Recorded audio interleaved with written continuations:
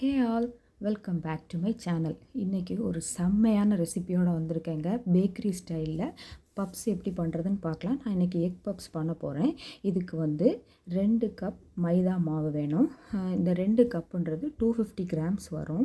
இந்த 250 கிராம் மைதா மாவுக்கு வந்து அதுக்கு நேர் ஈக்குவல் அமௌண்ட், எவ்வளோ மாவு எடுக்கிறோமோ அதுக்கு நேர் ஈக்குவல் அமௌண்ட் வந்து நமக்கு வந்து பட்டர் தேவைப்படும். நான் இந்த 250 கிராமுக்கு 125 கிராம் வந்து பட்டர் எடுத்திருக்கேன். இதுக்கு கூட 1 teaspoon salt and 1/2 teaspoon sugar add பண்ணி, நமக்கு இந்த மாவு பிணையிறதுக்கு எவ்வளோ தண்ணி வேணுமோ அந்த அளவுக்கு தண்ணி ஊற்றி நீங்கள் வந்து மாவை நல்லா சப்பாத்தி மாவு பதத்துக்கு மிக்ஸ் பண்ணி எடுத்துக்கோங்க. இந்த மாவு வந்து ரொம்ப நேரம் பிணையணும், இல்லை அடித்து பிணையணும் அப்படியெல்லாம் எதுவும் கிடையாது.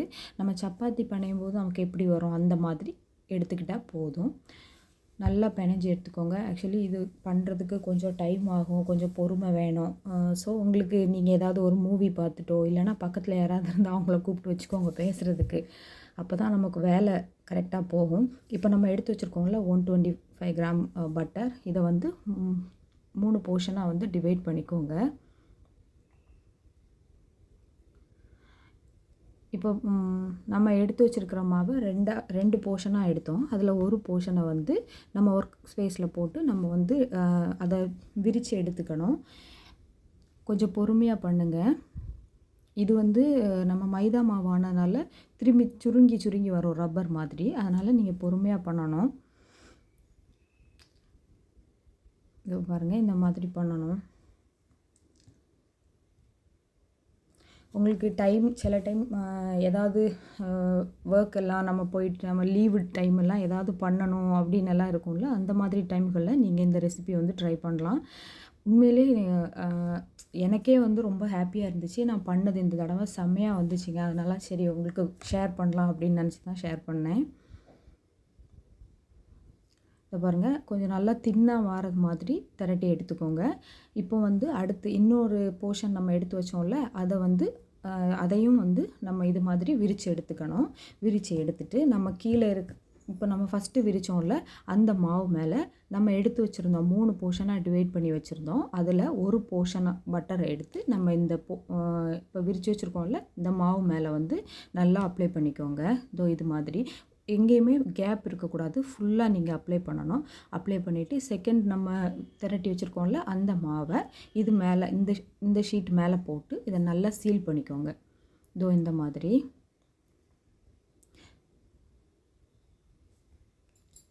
நல்லா சீல் பண்ணிக்கோங்க. இப்போ நம்ம செகண்ட் ஷீட் அது மேலே போட்டோம்ல அந்த ஷீட் மேலேயும் வந்து நம்ம அந்த பட்டரை வந்து அப்ளை பண்ணிக்கணும் நல்லா. இந்த பட்டர் வந்து முக்கியமான விஷயம், பட்டர் வந்து ஃப்ரிட்ஜில் இருந்து எடுத்த உடனே யூஸ் பண்ணக்கூடாது. ப்ளஸ் உருக்குன பட்டரும் யூஸ் பண்ணக்கூடாது. உருக்குன பட்டர் நம்ம யூஸ் பண்ணோன்னா இப்போ நம்ம இந்த 3 போர்ஷனாக டிவைட் பண்ணி இது மேலே அப்ளை பண்ணுறோம்ல அந்த மாதிரி நமக்கு பண்ண முடியாது. ஏன்னா பட்டர் வந்து உருகி போயிடும். பின்ன வந்து ஃப்ரிட்ஜில் இருந்து எடுத்த உடனே யூஸ் பண்ணோன்னா நமக்கு இப்படி அப்ளை பண்ணுறதுக்கும் அது வராது. அதனால் வந்து நம்ம ஃப்ரிட்ஜிலேருந்து எடுத்து ஒரு 3 to 4 hours வெளியில் வச்சு அதுக்கப்புறமா தான் நம்ம யூஸ் பண்ணணும். இப்போது இந்த மாதிரி ஃபோல்ட் பண்ணிக்கோங்க. ஃபோல்ட் பண்ணி அதை ஒரு 3 பாட்டம் இந்த மாதிரி மடக்கிக்கோங்க. ஒரு 3 லேயர் வர மாதிரி அப்படி மடக்கிக்கோங்க. இந்த மாதிரி மடக்கி இப்போ வந்து உங்ககிட்ட வந்து கிங் ரேப் இருந்ததுன்னா கிங் ரேப், இல்லைனா அலுமினியம் ஃபாயில் இருந்ததுன்னா அலுமினியம் ஃபாயில், இல்லைனா வந்து காட்டன் கிளாத் இருக்குல்ல அதை கொஞ்சம் வெட் பண்ணிக்கோங்க. வெட் பண்ணி நல்லா புழிஞ்சிட்டு அதில் வந்து நீங்கள் இந்த மாவை வந்து ஃபோல்ட் பண்ணி நீங்கள் இதை வந்து ஃப்ரிட்ஜில் வைக்கணும். ஃப்ரீசரில் இல்லை, ஃப்ரிட்ஜில் வைக்கணும். ஃப்ரிட்ஜில் வச்சு ஒரு 1 hour நீங்கள் வெயிட் பண்ணணுங்க. இப்போ பாருங்கள், நான் 1 hour கழித்து எடுத்துட்டேன். இப்போ சில்லுன்னு இருக்கும் இது.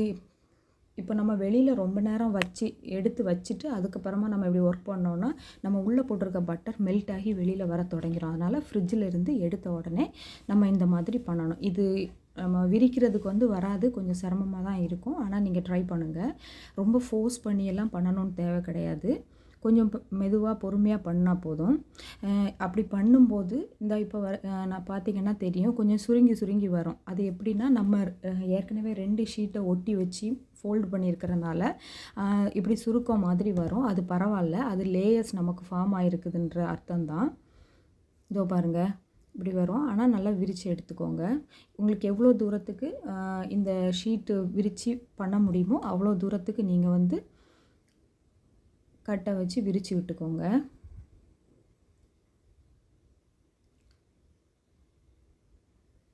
இந்த பாருங்க, நல்லா விரித்து எடுத்துக்கோங்க.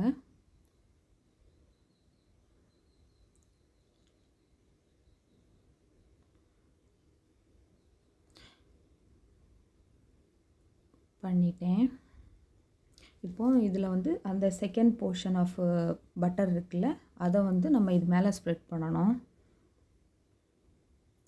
எவ்வளோ தூரத்துக்கு பட்டர் போடுறோமோ அவ்வளோ தூரத்துக்கு சாஃப்டாகவும் செய்யும், இன்னொன்று நல்லா ஃப்ளேவர்டாகவும் இருக்கும். அதே மாதிரி எவ்வளோ தூரத்துக்கு விரித்து நம்ம ஃபோல்ட் பண்ணுறோமோ அவ்வளோ தூரத்துக்கு வந்து நம்மளோட பஃப்ஸில் வந்து லேயர்ஸ் வந்து நமக்கு நல்லா வரும். இந்த மாதிரி நல்லா அப்ளை பண்ணிக்கோங்க.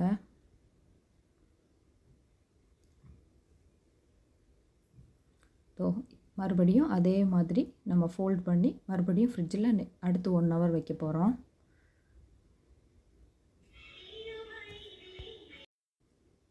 இப்போ வந்து இது மேலே கொஞ்சமாக மாவு வந்து ஸ்ப்ரிங்கிள் பண்ணி கொடுங்க. ஏன்னா வந்து அப்போ தான் ரொம்ப ஒட்டி பிடிக்காமல் நமக்கு லேயர்ஸ் வர்றதுக்கு வந்து கரெக்டாக இருக்கும். அவ்வளோதான். மறுபடியும் ஃபோல்ட் பண்ணணும், மறுபடியும் ஃப்ரிட்ஜில் வைக்கணும். அதான் நான் சொன்னேன்ல, இப்போ வந்து நீங்கள் ஈவினிங் பஃப்ஸ் பண்ண போகிறீங்கன்னா மார்னிங் ஒரு 10 ஓ கிளாக் 11 ஓ கிளாக்லேருந்தே நீங்கள் இந்த ஒர்க் ஸ்டார்ட் பண்ணால் தான் உங்களுக்கு அது கரெக்டாக வரும். இல்லைனா உடனே வந்து பண்ணுறதுக்கு வந்து வராது. அவ்வளோதான். இப்போ மறுபடியும் அதே கிளாத்தில் நம்ம ஃபோல்ட் பண்ணி ஃப்ரிட்ஜில் நெக்ஸ்ட் 1 ஹவர் வைக்க போகிறோம். இதோ எடுத்தாச்சு, வச்சுருவோம். அடுத்தது உங்களுக்கு வந்து கரெக்டாக அலாரம் ஏதாவது வச்சுக்கோங்க, மொபைலில் அலாரம் ஏதாவது வச்சுக்கோங்க. எவ்ரி 1 ஹவர் ஒன்ஸ் வந்து நீங்கள் இது பண்ணுறது மாதிரி நீங்கள் மறந்துடவும் கூடாது டைமிங்கு. அதே மாதிரி 1 ஹவர் தான் வைக்கணுமா, அதுக்கு முன்னாடி பண்ணக்கூடாதா அப்படின்னா இல்லை, பண்ண முடியாது. பண்ணாலும் சரியாக வராது நமக்கு. ஸோ நான் வச்சு 1 ஹவர் கழித்து மறுபடியும் எடுத்து மறுபடியும் சேம் ப்ரொசீஜர் தான். மறுபடியும் அந்த மாவை நம்ம நல்லா விரித்து விடுறோம். விரித்து விட்டு அடுத்து இருக்கிற அந்த ஒரு போர்ஷன், லாஸ்ட் போர்ஷன் இருக்குல்ல, அந்த போர்ஷன் வந்து நம்ம இதில் மறுபடியும் அப்ளை பண்ணணும், மறுபடியும் ஃபோல்ட் பண்ணணும். நெக்ஸ்ட் அடுத்து 1 ஹவர் வந்து நம்ம ஃப்ரிட்ஜில் வைக்கணும்.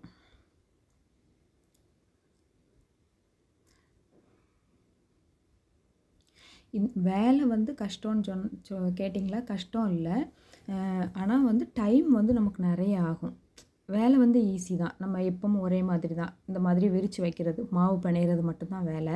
மற்றபடி ஃப்ரிட்ஜில் 1 ஹவர் ஒன்ஸ் வச்சு எடுத்து விரிக்கணும், அதுதான். டைம் தான் நமக்கு நிறைய ஆகும். ஒர்க்கு வந்து ரொம்ப கஷ்டமான வேலை அப்படியெல்லாம் இல்லை.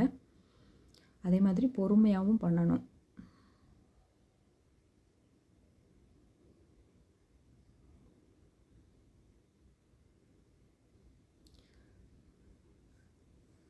மாவு போட்டாச்சு. இப்போ மறுபடியும் ஃபோல்ட் பண்ணி உள்ளே வச்சுருவோம்.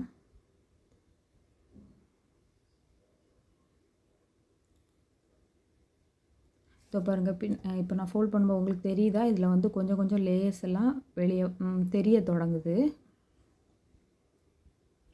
இப்போ நம்ம அடுத்தது ஃபோல்ட் பண்ணி நல்லா பட்டர் நல்லா அப்ளை பண்ணி ஃபோல்ட் பண்ணி மறுபடியும் அதே ஷீட்டில் வச்சு உள்ளே வச்சுருவோம். இது வந்து கிங் ரேப்பு இல்லை அலுமினியம் ஃபாயில் கிளாத், இது 3ல் ஏதாவது ஒன்றில் கண்டிப்பாக சுற்றி தான் வைக்கணும். அப்படி நீங்கள் வைக்கலைன்னா மாவு ரொம்ப ட்ரை ஆகிடும். அப்புறம் உங்களுக்கு வந்து எப்படி இந்த மாதிரி விரிக்கிறதுக்கு வராது, ரொம்ப ட்ரை ஆகிடும். இப்போது நம்ம உள்ளே வைக்கிற ஸ்டஃபிங் ரெடி பண்ணலாம். அதுக்கு நான் வந்து 2 வெங்காயம் எடுத்திருக்கேன். இப்போ பெரிய வெங்காயமாக இருந்துச்சுன்னா ஒரு 1.5 வெங்காயம் எடுத்துக்கோங்க. நான் வந்து மீடியம் சைஸில் இருக்கிற வெங்காயம்னால 2 வெங்காயம் வந்து எடுத்திருக்கேன். அதை வந்து தின்னாக ஸ்லைஸ் பண்ணி எடுத்துக்கோங்க. அப்புறம் வந்து இஞ்சி பூண்டு 2யும் சதைச்சி எடுத்துக்கோங்க. அப்புறம் பச்சை மிளகா, உங்களுக்கு காரத்துக்கு ஏற்ற மாதிரி நீங்கள் பச்சை மிளகா எடுத்துக்கலாம். வெங்காயத்தை ஃபஸ்ட்டு வந்து நல்லா வதக்கிக்கோங்க. இதில் ஒரு சிலர் வந்து டொமேட்டோலாம் ஆட் பண்ணுவாங்க. உங்களுக்கு டொமேட்டோ ஃப்ளேவர் பிடிக்கும்னா ஆட் பண்ணிக்கோங்க. ஆனால் டொமேட்டோ போடும்போது சீக்கிரமாக அதாவது வச்சு சாப்பிட முடியாது. இப்போ நீங்கள் ஈவினிங் பண்ணிங்கன்னா சில டைமு நைட்டுக்குள்ளேயே அந்த உள்ளே இருக்கிற ஸ்டஃபிங் வந்து ஒரு மாதிரி ஆகிரும். அதனால் நான் இங்கே வெங்காயம் மட்டும்தான் ஆட் பண்ணுறேன். ஆட் பண்ணி வெங்காயம் நல்லா வதங்கட்டும். இது கூட இப்போ கருவேப்பிலை, பச்சை மிளகாய், இஞ்சி பூண்டு சதைச்சி வச்சுருக்கோம்ல அது, இது எல்லாத்தையும் போட்டு இது நல்லா கோல்டன் ப்ரௌன் ஆகிறது வரைக்கும் நம்ம வெயிட் பண்ணணும்.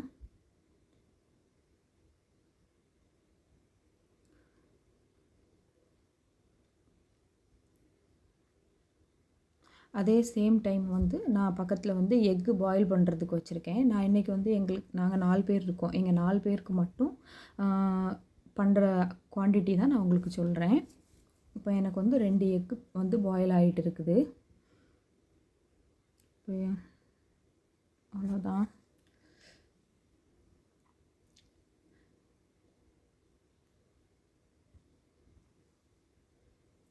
இப்போ இதில் மசாலா பொடி ஆட் பண்ணிக்கலாம். அதுக்கு வந்து நான் ஒரு 1/4 டீஸ்பூனுக்கும் குறைவாக தான் மஞ்சள் பொடி ஆட் பண்ணுறேன். அப்புறம் ஒரு 1/2 டீஸ்பூன் மாதிரி சில்லி பவுடர், அப்புறம் வந்து 1/2 டீஸ்பூன் கரம் மசாலா, அப்புறம் சதைச்சி வச்சுருக்கிற பெப்பர். உங்கள்கிட்ட பவுடர் இருந்ததுன்னா நீங்கள் ஆட் பண்ணிக்கலாம். நான் இப்போ தான் கிரைண்ட் பண்ணேன். இது இவ்வளோத்தையும் ஆட் பண்ணி நல்லா வதக்கி எடுத்துக்கோங்க. இதோட பச்சை மணம் வந்து நல்லா மாறணும். அவ்வளோதான், ரெடி ஆயிடுச்சு. இப்போ வந்து நம்ம மறுபடியும் ஃப்ரிட்ஜிலேருந்து எடுத்துக்கலாம். இதை வந்து மறுபடி நம்ம முதல்ல எப்படி பண்ணோம் அதே மாதிரி மாவு விரித்து எடுத்துக்கலாம். இது வந்து அவனில் மட்டும் இல்லை, நம்ம வந்து கடாயில் கூட பண்ணலாம். அதுக்கு நல்ல அடிக்கனமான கடாய் நீங்கள் அடுப்பில் வச்சு 10 மினிட்ஸ் ப்ரீ ஹீட் பண்ணிக்கோங்க மீடியம் ஃப்ளேமில் வச்சு. அதுக்கப்புறம் அதுக்குள்ளே ஒரு ரிங், அதை கொஞ்சம் உயரமாக வைக்கிற மாதிரி ஒரு ரிங் உள்ளே வச்சு நீங்கள் இந்த பாத்திரத்துக்கு உள்ளாடி எந்த தட்டு வந்து ஃபிட் ஆகுமோ அந்த தட்டு வச்சு அது மேலே பட்டரோ இல்லைனா பட்டர் பேப்பரோ வச்சு நீங்கள் வந்து இந்த மாதிரி செஞ்சு வச்சுருக்கிற பப்ஸை வந்து உள்ளே வச்சு ஒரு 45 மினிட்ஸ் மாதிரி நீங்கள் குக் பண்ணி எடுத்திங்கன்னா உங்களுக்கு கடாயிலே நீங்கள் ரெடி பண்ணிடலாம். இப்போ பாருங்கள், நான் இந்த மாவை வந்து விரித்து எடுத்துக்கிறேன்.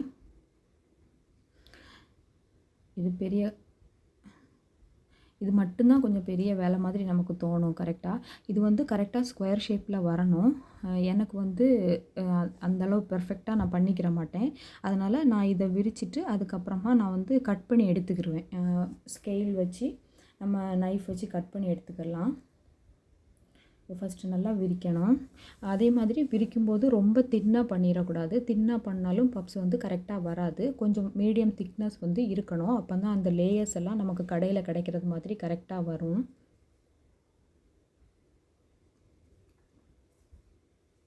நல்லா விரித்து எடுத்துக்கோங்க. இது தனியாக பண்ணிகிட்டே இருந்தோன்னா சில டைம் போர் அடிச்சிடும். அதனால தான் ஏதாவது ஒரு மூவி பார்த்துட்டு அந்த மாதிரி பண்ணால் நமக்கு கரெக்டாக இருக்கும். நான் இந்த மாதிரி ஏதாவது வேலை செய்யும்போது யார்கிட்டையாவது பேசிக்கிடுவேன். அப்படி இல்லாட்டி ஏதாவது ஒரு மூவி ஆன் பண்ணி விட்டுருவேன். அப்போ தான் கரெக்டாக வரும். இந்த மாதிரிங்க, இந்த ஓரத்தையெல்லாம் கரெக்டாக இந்த மாதிரி நைஃப் வச்சு கட் பண்ணி எடுத்துக்கோங்க. இல்லைனா உங்கள்கிட்ட பீட்சா கட்டர் இருந்துச்சுன்னா நீங்கள் அதை கூட யூஸ் பண்ணலாம். அதே மாதிரி இது வேஸ்ட்டு கிடையாது. இதை நம்ம பேக் பண்ணி எடுக்கலாம், நல்லாயிருக்கும் சாப்பிட்றதுக்கு.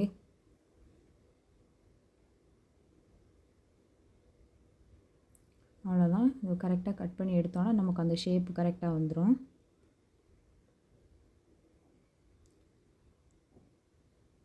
நான் இந்த வேலைன்னு இல்லை, எந்த வேலை செஞ்சாலும் ஒரு வேலை எனக்கு ரொம்ப நிறைய வேலையாக இருக்குது அப்படின்னா நான் என் வீட்டில் இருக்கிற யாருக்காவது கால் பண்ணிடுவேன். கால் பண்ணி பேசிகிட்டே என் வேலையை முடிச்சிடுவேன். என்கிட்ட பேசுகிறவங்க என்கிட்ட பேசுகிறதுலேயே கான்சன்ட்ரேஷனாக இருப்பாங்க. நான் வந்து என் வேலையில் கரெக்டாக இருப்பேன். உங்களில் யாராவது அப்படி இருக்கீங்களான்னு சொல்லுங்கள்.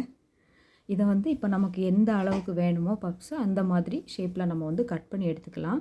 நான் இப்போ வந்து மீடியம் சைஸில் தான் நான் கட் பண்ணுறேன். ரொம்ப பெரிய பப்ஸ் எல்லாம் பண்ணல.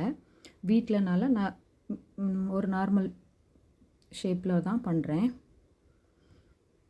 இதை பாருங்கள். இந்த மாவு வந்து நீங்கள் இப்போ உடனே பண்ணி பப்ஸ் பண்ணுறது இருந்தாலும் பண்ணலாம். அப்படி இல்லைன்னா இந்த மாதிரி ஷீட்ஸ் நம்ம பண்ணி வச்சு ஃப்ரீசரில் வந்து நம்ம ஸ்டோர் பண்ணிக்கலாம். நமக்கு எப்போ தேவையோ அப்போ ஒரு 2 to 3 ஹவர்ஸ் முன்னாடி நம்ம வெளியே எடுத்து வச்சோன்னா அந்த ஃப்ரீசர்லேருந்து எடுக்கும்போது கட்டியாக இருக்கும்ல, அது மாறிடும். அதுக்கப்புறமா வந்து நீங்கள் வந்து பப்ஸ் வந்து நமக்கு தேவைப்படும் போது பண்ணிக்கலாம். இந்த ஷீட் செஞ்சு வச்சா ஒரு 3 to 6 மந்த் வரைக்கும் இருக்கும்னு சொல்லுவாங்க, தெரியல. ஆனால் நம்ம ஒரு 1 மந்த்துக்கு உள்ளாடி யூஸ் பண்ணி முடிக்கிறதுக்கு பார்க்கணும். இந்த பாருங்கள், எனக்கு தேவையான சைஸில் கட் பண்ணிட்டேன். 250 கிராம்ஸுக்கு வந்து எனக்கு வந்து இங்கே 6 பப்ஸ் வந்திருக்கு. அவ்வளோதான். சில டைம் நம்ம வெளியில கொஞ்ச நேரமா எடுத்து வச்சாலோ, இல்லைன்னா ரொம்ப ஹீட்டா இருக்கிற ஏரியாவுல நம்ம இருந்தாலோ, இந்த பப்ஸ் உள்ள இந்த பட்டர் நம்ம பண்ணி வச்சோம்ல, இந்த பட்டர் வந்து மெல்ட் ஆக தொடங்கிரும். அப்படி இருந்துச்சுன்னா, நீங்க மறுபடி கொஞ்ச நேரம் ஃப்ரிட்ஜில வச்சுட்டு நீங்க எடுத்து யூஸ் பண்ணுங்க. நம்ம வந்து ஸ்டோர் பண்ணுறதுக்கு இந்த மாரி ஒரு பட்டர் பேப்பர் எடுத்து, அது மேல நம்ம இந்த ஷீட்டை வச்சு, அது மேல கொஞ்சமா மாவு போட்டு, மறுபடியும் ஒரு பட்டர் பேப்பர், மறுபடி அந்த ஷீட்டு, மறுபடி கொஞ்சம் மாவு, அந்த மாதிரி நீங்க லேயர் பண்ணி அடுக்கி ஒரு பாக்ஸில் போட்டு ஃப்ரிட்ஜில் வச்சிட்டிங்கன்னா போதும். அது பாட்டுக்கு இருக்கும். இப்போ நம்ம பப்ஸ் ரெடி பண்ணிடலாம். கொஞ்சம் கிரேவி வச்சாச்சு. ஹாஃப் எக்கு அண்ட் ஃபோல்ட் பண்ணணும். அவ்வளோதான். ஒரு சில விஷயம் நம்ம கரெக்டாக வந்ததுன்னா எதையோ அச்சீவ் பண்ணது மாதிரி இருக்கும்ல. எனக்கும் இந்த தடவை அப்படி தான் இருந்துச்சு. ஏன்னா இது நான் ஃபஸ்ட் டைம் கிடையாது. இதுக்கு முன்னாடி ஒரு 3 to 4 டைம்ஸ் மேலே செஞ்சுருக்கேன். ஆனால் ரொம்ப பெர்ஃபெக்டாக வந்தது கிடையாது. ஆனால் இந்த தடவை அப்படி இல்லை. எனக்கு ரொம்ப ஹாப்பி ஆயிடுச்சு.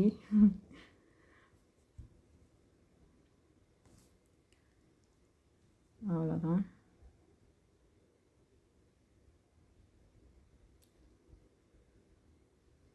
ஃபோல்ட் பண்ணியாச்சு. இந்த மாதிரியும் பண்ணலாம். இன்னொன்று இப்போ நான் பண்ணுறேன் பாருங்கள்.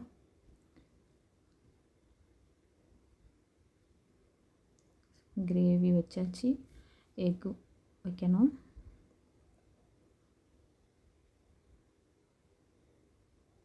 இந்த மாதிரியும் ஃபோல்ட் பண்ணிக்கலாம். இப்போ நம்ம இது பண்ணுற இந்த டைம்லேயே அவனை வந்து 180 டிகிரிக்கு 10 மினிட்ஸ் ப்ரீ ஹீட் பண்ணி வச்சுக்கோங்க.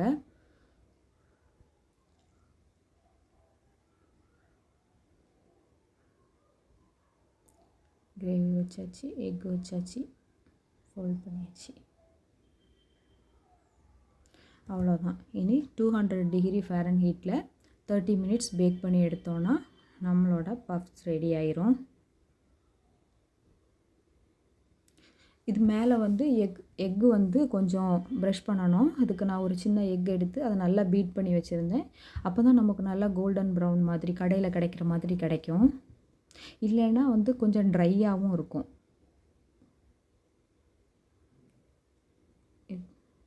எல்லா இடத்துலையும் படுற மாதிரி பண்ணிக்கோங்க. அவ்வளோதான். இப்போ நம்ம அவனில் வச்சிடலாம். ஆல்ரெடி நான் ப்ரீ ஹீட் பண்ணிட்டேன். உள்ளே வச்சு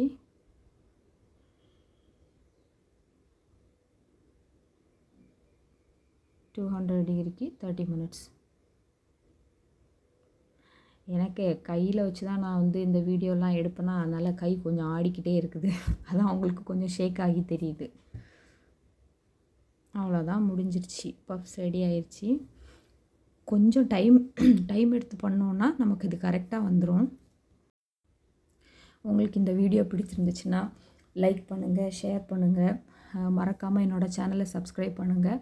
அப்புறம் மறந்துட்டேன் இவ்வளோ நாளும், அது பக்கத்தில் இருக்கிற பெல் ஐக்கானை கிளிக் பண்ணிக்கோங்க. அப்போ தான் நான் வந்து போடுற வீடியோஸ் வந்து உங்களுக்கு அலாட் பண்ணும். தேங்க்யூ. இன்னொரு வீடியோவில் பார்க்கலாம்.